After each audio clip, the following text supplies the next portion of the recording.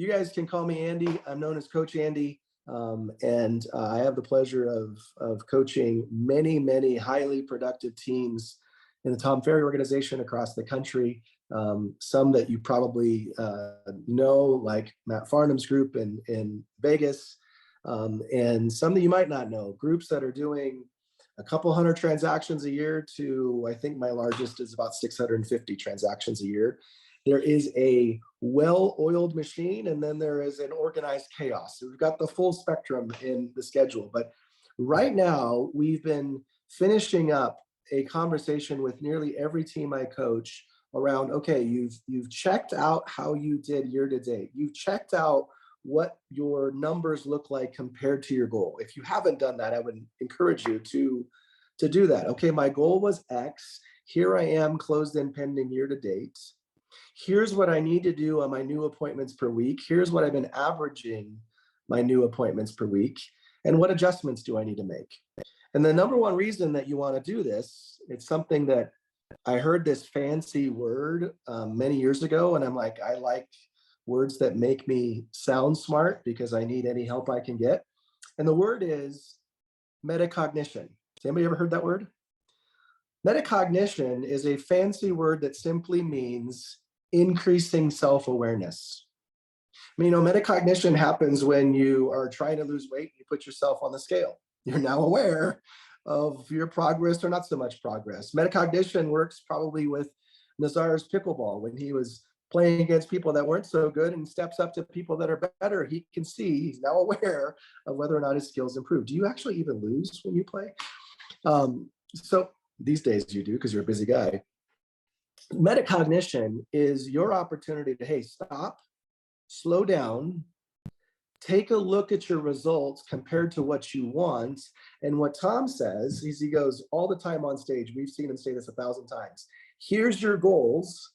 Here's your behavior. What do we got to do that? Here's what you want. Here's what your actions say. How do we shore them up? And so what I want to do with you guys is I'm probably not going to take all 30 minutes because usually when I'm doing a coaching conversation, it's didactic. You're stepping in and saying things back and forth, which of course you can unmute and ask me anything. You can interrupt. I don't care. I see this amazing group that says Nazar. Thank God that amazing group isn't actually 17 Nazars. I recognize you guys must be the crew in Eastvale. What's up? Good to see you guys. Good looking office. But I want to ask you guys 3 compound questions. And if you were in a conversation with your team lead, or if you were in a conversation with maybe somebody who brought you into Fiv that might be, incented to help you grow your business, I want to challenge you to go over these answers to these 3 questions. And for those of you guys like on Team Farnham, for example, I just had this conversation with some of you a couple of weeks ago. But I want you guys to consider this. Ready? Question number 1. I just said it. What's your goal for the year? And where are you at closed and pending? What's your goal for the year? Maybe it was 32 transactions and you're currently at 10. The compound part of that question is compound, meaning I'm going to ask you several questions and it's still number 1. The compound part of that is that number still important to you for a reason? Like, I can't tell you guys how many times I've gotten into a conversation. Jessica, one of your agents just the other day, got in the conversation. I said, so you wrote down 24? Awesome. Why was that important? Well, because it was more than last year. It was more than I did last year. And last year I did 4. Oh, okay. We are pretty zealous. 24 from 4. We've never done what it takes to do 12, never done what it takes to do 18, and now we're jumping to 24. That's a big jump and a lot of discipline required to be able to get that increase. Some people have said, hey, my number is this because I know it will drive me. And yet when you see their actual year to date, it hasn't. Like their number is 32 and it said it will drive them, but they've only closed 10. So is 32 really driving you? Or was it a number that just sounded sexy to you when you wrote it down? Was it a number that just you thought it would drive you? You know, the infamous Tony Robbins has said for seminar after seminar that people do things for one of two reasons: to pursue pleasure or to avoid pain. Well, which one of those things is happening when they said the goal is blank and I just want to do it because it's better than last year, or my goal is blank and I thought it would push me? That's probably not enough importance to you. So my compound question to you is, what was the goal for the year? Where are you at closed and pending? And why, if that is, why was that important to you? Is it still important to you? Got me? Question number 2. I'm a 4 disciplines of execution guy, and I was exposed to the book a dozen years ago when I was running the brokerage in Central California, and it was amazing how we used it to operationalize my managers and their offices, and I use it to this day in every team that I work with. You have to have a lag measure, that's your goal, the first question, but you have to have a lead measure, the thing you do daily or weekly that has influence, that predicts you getting closer to that lag measure from happening. So for example, if you wanted to lose 25 pounds like my friend Robert Mack, you would simply reverse engineer that and say, okay, what do I have to consume every week and what do I have to burn? That's the lead measure. The lead measure influences and predicts the lag measure happening. Question number 2 is, what's the lead measure for you in new appointments met per week? Lead measure of new appointments met is the number 1 in all of real estate. It's the number 1 most influential and predictive thing to get your lag measure to happen. I could tell you, and Tom Ferry likes to say it this way, show me your schedule and I'll predict your success. I could tell you, if you showed me how many new appointments you've gone on this year, I could hands down, if you told me the lead sources, predict how many transactions you've already done. It's a real easy number to figure out because I see a lot of data sets. So for example, I can tell you that if you guys are heavy in online leads and I saw new appointments met somewhere around 3 to 5, for every 3 to 5 new appointments met for online leads is 1 contract written. See a lot of data sets. If you're better than that, those are really good ready buyers or sellers in online leads. If you're worse than that, it's probably more pay per click than it is Zillow or Realtor.com leads. How many new appointments met is a critical number for you to know for this one reason. I'm asking you to know what question number 2 is: how many new appointments do I need to go on every week? Because you might need to make an adjustment in the second half of the year. I don't know if you've been following any of the economic news, but rates just spiked and then they dropped, and then rates are probably going to spike again, because if you're listening to anything economic data in the finance world, the truth is about to come out. The jobs reports haven't exactly been accurate. Oh, the government hasn't been accurate on their reports. And when the truth comes out, you'll see, oh, wow, we actually are in an inflation era, and maybe the rates will go up to try to, just trust me, we're going to have a little bit of headwind. That doesn't mean to scare you. That means adjust your appointments number, because you might need to meet with more people to still hit your contract number. Are you guys hearing me? Question number 2, how many new appointments do you need to go on to be able to hit your goal? You might need to make an adjustment. Here's compound question number 3. What are the 4 to 6 lead sources that you're working to find those new appointments? What are the 4 to 6 lead sources that you're working to find those new appointments? So in our ecosystem, Matt, Nazar, Robert, and several of you others have been heavily involved for many years in Tom Ferry organization. And in that ecosystem, we've heard for countless conferences and masterminds and retreats, core 4 of a productive agent is past clients in Sphere, online leads, open houses, and geographic farming. Past clients in Sphere, online leads, open houses, and geographic farming. Here's the irony. We know it, we've heard it, yet when we really dive into most agents as businesses and you look in their dashboards and you see whether it's CSU or CTE or some other homegrown Google sheet, you look at lead sources of closings, there's typically 2. And they'll say the third one, the first one is online leads, the second one is the referrals, people they know, and then possibly here and there, open houses. But teams and agents on teams and agents that are individuals actually effectively working farming and actually effectively working open houses is a huge miss in their business. And truthfully, what they're actually doing to operationalize a lead system on past clients in Sphere is a huge miss. Like, they credit, I get this business from my past clients in my Sphere, but the truth is they're not working their past clients in Sphere. So my compound question for you, if the third question is, what are the 4 sources that you're working? And you're kind of like, well, I'm only working 1 or 2. Follow up to that is, what adjustments do you need to make? What adjustments do you need to make? What lead source do you need to add? What operationalizing do you need to do on past clients in Sphere, on the way you're doing open houses? Are you just, setting up shop on a Saturday and putting your signs out and hoping and praying people show up? Or do you actually have a system that starts on a Monday or Tuesday for a weekend open house? Is your open house attracting sellers in the neighborhood to get a come list me call?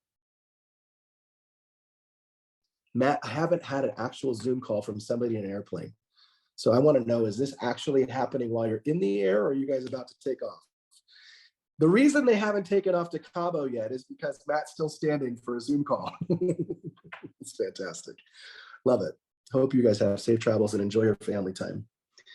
So I want to ask you the question of what adjustments you didn't make, and then I want to offer a few suggestions. You ready? Let's start at the top. So I gave you the core 4, and some of you are like, but hey, coach, you said 4 to 6. Yeah, there's 25 other ways that you can generate leads. The question is, what's your tolerance for rejection and repetition? Because if you have a high tolerance for rejection and repetition, I'm going to talk to you about circle prospecting. It's a high contact sport, but it's finding people that are thinking of selling. If you are a tech savvy person, we probably should talk about the 8 keywords that are really playing well to attract seller leads to think about their home value. They're not people that are going to go, we're ready to list our house, but people that are going, we're curious about what our home's worth. And it's coming from, if you're a highly technical person, there's 8 different sets of keywords. And if you want, you guys got my contact information, you can message me. I'm happy to send it to you. The first piece, though, is PCSOI. If you're really effectively working your past clients in Sphere, what's that look like? Break it down. So I'm just curious, for those of you that are on the call, give me a second to grab a swig of my coffee. Unmute or put in the chat right now, what are the 1 or 2 things that you think you could effectively do to work your PCSOI?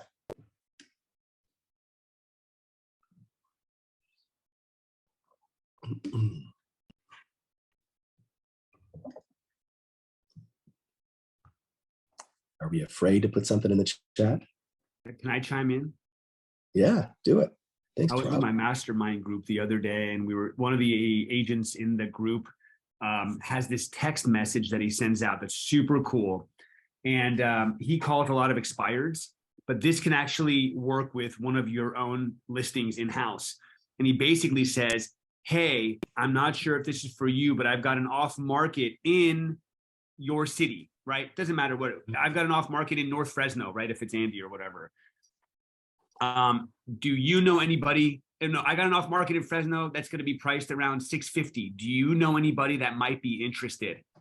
That's it. And he's getting blown up. He said this is the most conversion he's ever gotten, because he goes, half the people are like, let me share it with my network. And the other half are like, well, I don't know anybody that wants it, but I might want it. Can you give me more details? And all it does is start a conversation. And that text has been blowing up. So like, we're doing it now on my team, and we're just hitting everybody everybody that's a past client of ours. Anything that we have as a new listing, we're just shooting it over and saying, who do you know that might want this? And it's really— That is a really amazing text. Thank you for sharing that, Rob. Really amazing text to send to your PCSOI. And what you made me think of as I was listening to you is I have a client in upstate New York that for some reason, I mean, just maybe for some of you that might be in upstate New York, sorry, but the average sales price is $220,000. For some of you, their average sales price is your down payment, Robert Mack. But this particular team was prospecting FSBOs, and their agents we're not able to get conversion from these guys because the FSBO is selling like that. And I said, well, what if there was a way to leverage the FSBO for your database? And so we took this example, Rob, and we started emailing the 50,000 database of leads that they have in their boomtown a text that says, we have a secret off-market listing that we know the seller will sell. Here's where it's at. Here's the general criteria. Let us know if you're interested. All of a sudden, this, like this gold mining, it's sifting from the bottom. People started raising their hands going, yeah, tell us about it. What's the price? You're engaging conversations. They took FSBOs that they were struggling to convert and reversed it. Yes, Rochelle, send out more CMAs. CMAs, and if you've been in our ecosystem, it's the screenshot of the Zestimate with a message that says, I have my opinion, curious what you think. Look at that, Rob. Thank you, bud. Matt Farnham put in this. So this is a Zestimate we printed out, and what we wrote on here was, we can help you sell your home for 3% more, at least 3% more than your Zestimate, or we'll sell it for free. So we combined the crazy offer that I talked to you about with Nazar with the Zestimate, and I'm going to go drop these off tomorrow to 50 houses. And the goal is 50 houses a week. So I have a client in Glendale that is taking that method. The assistant is printing it out, all the This is a lot of work. It is a lot of work. They're printing out the Zestimates in walking order. So the address starts with 1 through 100. He's got them in his hands in that order with a sticky note on it, like what Rob showed, a yellow sticky note, and getting engagement, conversations. Matt, love what you put in the chat. DMs, sending individual videos to your past clients in Sphere, and that's spoken from a guy that crushes it with Sphere of Influence and past clients and the experience. So can't wait for you guys to dig into that more. So I asked the question of what could you do to engage, to do more of with your past clients in Sphere. There's 2 to 3 basics. Write this down. If you're going to operationalize it, there's 2 to 3 basics. Number 1, every quarter they're getting some sort of a personalized message from you. Hopefully a conversation, but you guys know people don't answer their phones. So it would be simply, hey, Nazar, it's Andy. I know it's been a minute since we talked last.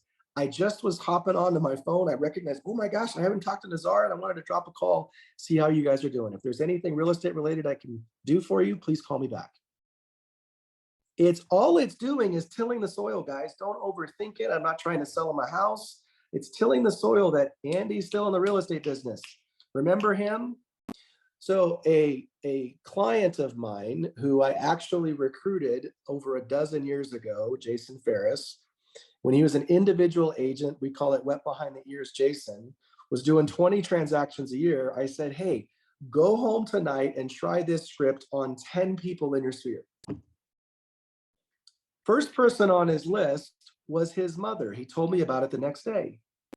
Walked through the dialogue with mom and said, hey, mom, is by chance, is there anybody in your sphere, a circle of people at work, maybe at your church, maybe around your social life that you heard that's thinking of making a move? She says, no, son, I can't think of anything. It's like, mom, really? Not even at work? How busy it is there? She goes, oh, wait, so-and-so down the hall. I kid you not. So-and-so down the hall just was talking about buying a house. He goes, awesome. Did you give them my card? She said, no. He's like, why? She said, I forgot. Your own son is in real estate and mom forgot to mention son's name. Why? Because the soil hadn't been tilled. He hadn't kept himself top of mind to his own family. You're not calling to tell them, do you want to buy a house? That's one way to get me to press the red button on my phone every time you call. Just be you and be personal. Second thing, PCSOI. I'm just dropping you guys a quick nugget here. You probably know this, probably basic, but we're probably not doing it like we should be. Second thing, really basic. Every month they're getting something marketing, something real estate related. Every month is the minimum. Some of you guys are doing it every week. Some of you guys are posting stuff to your social every other day. Awesome, even better. But something that you know that audience, whether it's via email or you've uploaded them as a custom audience into your social channels, they're seeing you market and be professional about real estate. And by the way, if you do that, that's why you can be you when you call. Market to them in the passive channels so that when you actively call, you can just be the buddy, the friend, the relative. And then the third thing is, At least once a year, do something of an event to appreciate your clients. And don't limit it to just your past clients. I have a client that I have coached for many years. Some of you know them, that has a 14% of the size of their database conversion every year in direct transactions or referrals. And by the way, that's over 200 transactions a year. They don't work online leads. They do past clients in Sphere and geographic farming. That's it. Every year, 14% of the size of their database is a direct transaction or referral. They do 6 events a year. By the way, most of their events are paid for by their vendors, by their affiliate partners. They pay about $6,000 per event, personal money, and can track 5 to 6 deals from every event. I don't know, maybe that's for you, maybe it's not. How about you just try one? Client appreciation event and do it well. There's some amazing people, rock stars in this call that I'm sure can share some ideas. So PCSOI, you got to have the phone call to be you, be relational, to till the soil. You got to send something at least monthly to market on a regular basis. And then third, do an event every year. You're going to get a lot of social juice from that too. There's a lot of things else a lot of add-ons, but that's the basics for PCSOI. Let me do one more. You guys good? Ready? Okay. Open houses. When was the last time we treated an open house as a listing tool, as a listing lead generation tool? I mean, we're going to host an open house, obviously, because we want to attract buyer leads. But when was the last time you operationalized open houses to be a listing lead gen tool, and you launched your listing with the open house? I'm just curious, who's doing that?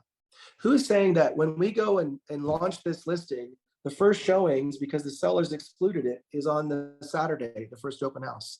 Matt, the last time I told him to. I have clients that are, their goal is when they launch a listing, they're getting 2 seller leads for every listing launch open house.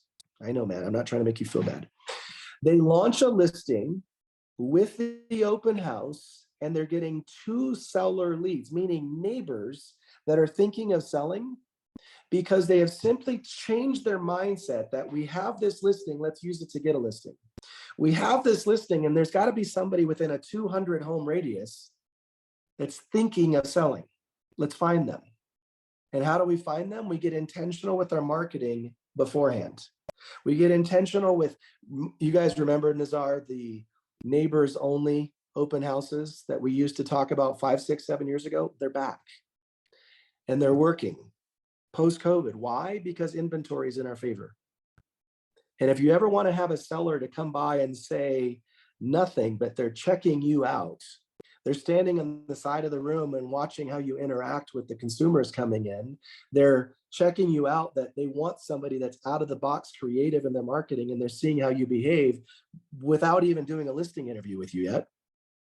Consider, what is the marketing that I'm launching to? And I was looking for the playbook that we had in our ecosystem at TF and searching inside of our software.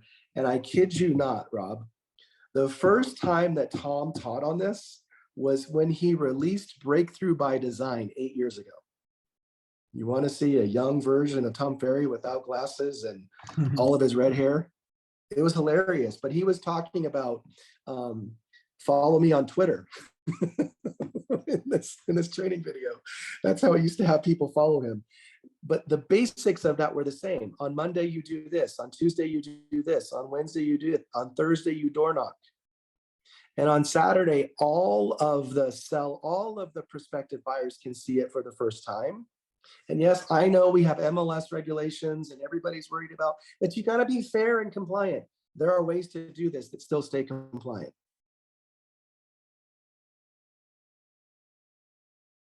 What are you going to do with it?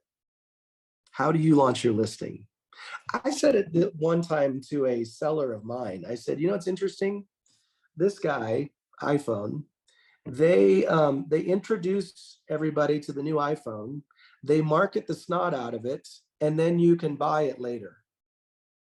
But in our industry, for some reason, the MLSs and associations say, you've got to put it on the shelf and make it available to everybody, and then you can market it. Isn't that backwards? That's not how any of the rest of the industry works. And I know it's got to be about, being fair and being able to have everybody, let every agent out there cooperate and have a shot. I'm not trying to exclude them. We're simply trying to build up the demand and let everybody through on the first launch day, which is the open house.